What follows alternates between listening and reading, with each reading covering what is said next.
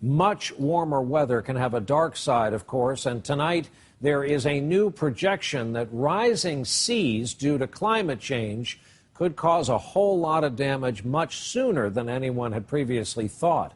The report from our Chief Environmental Affairs correspondent, Ann Thompson.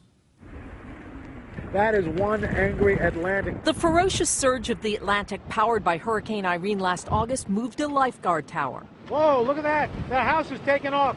Broke through a seawall and sent water rushing into the streets of New York's Long Beach.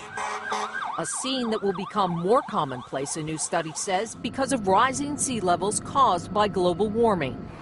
Benjamin Strauss of the nonprofit group Climate Central says the odds of a 100-year flood happening by 2030 doubles for 2/3 of the places studied. We found that a once 100-year flood becomes a once a decade flood fastest in Southern California, where we expect to see that within a couple of decades.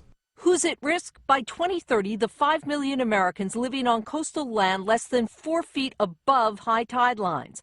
By 2050, it expands to 6 million people living less than 5 feet above high tide lines. Here in New York City, the danger is not just to the low-lying areas where millions live, but to the very way people get around.